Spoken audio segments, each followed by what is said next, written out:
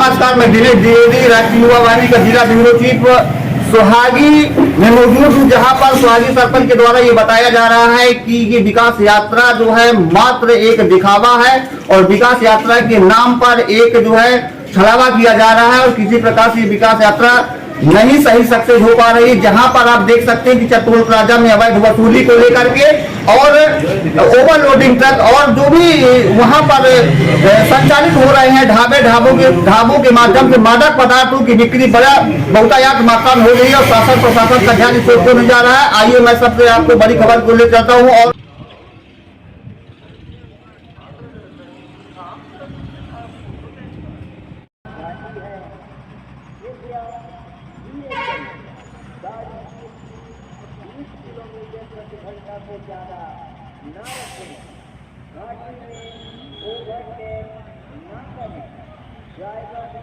इसमें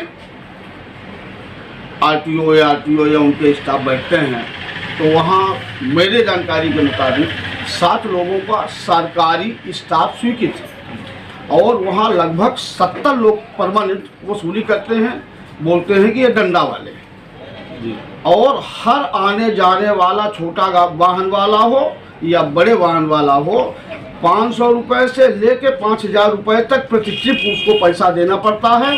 कागज पूरा है तो भी देना पड़ता है और डंडे के वे पर जबरिया वसूली की जा रही है। इस वसूली का पैसा यहाँ के स्थानीय प्रशासन से लेके और कहते हैं कि भोपाल तक जाता है। अब कौन कौन लोग लेते हैं ईश्वर जाने, मैं नहीं जानता, पर उन लोगों का ऐसा कहना है।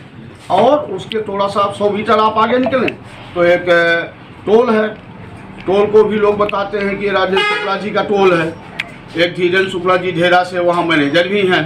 और आपको जानकर ताज्जुब होगा भाई साहब कि यहाँ लोकल लोग जो हैं, जो ग्राम पंचायत सोहागी के निवासी हैं, उनके पास 2 पहिया 4 पहिया 6 पहिया ट्रैक्टर वगैरह साधन वाहन है, वो अपने गांव में टोल के इस पार से उस पार जाते हैं तो उनको 80 रुपया एक बार देना, एक बार आने का फिर 80 आधे घंटे बाद।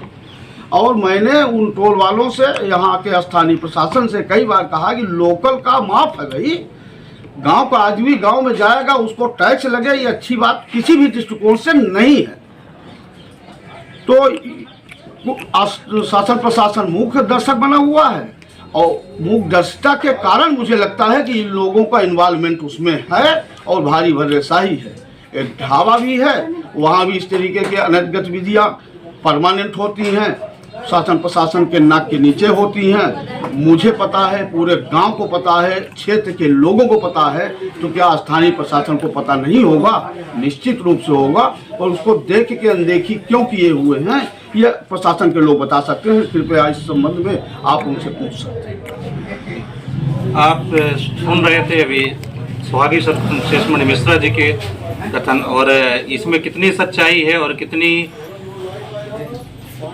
बात है ये तो जांच का विषय है। मैं अनूप कुमार गोस्वामी, राष्ट्रीय वाहिनी शंखनाद से Anoop Kumar Goswami, bureau crime chief. आज हम हैं ग्राम सोहागी में और सोहागी ग्राम पंचायत के सरपंच साहब हमारे साथ में हैं।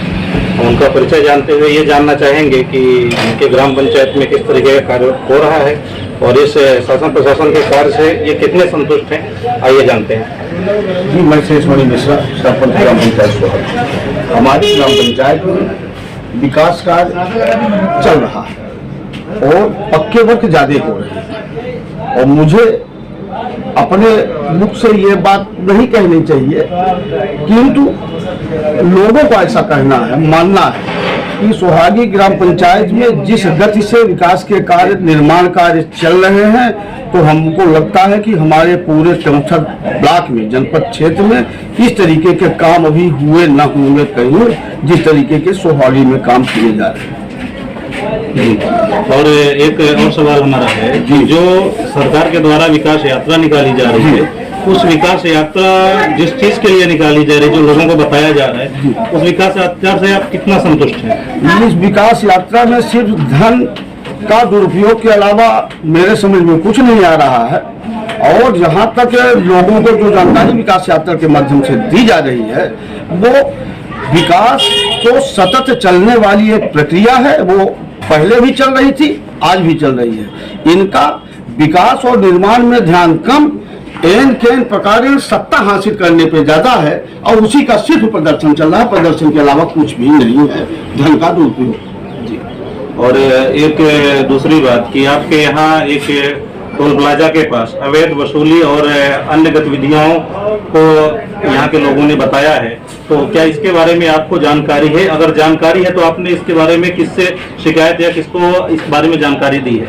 हाँ, मेरे यहाँ सोहागी पहाड़ जो ग्राम पंचायत क्षेत्र का एक अंग है, झिलिया बस्ती है, जिसमें 400-500 हरिजन आदिवासी लोग निवास करते हैं।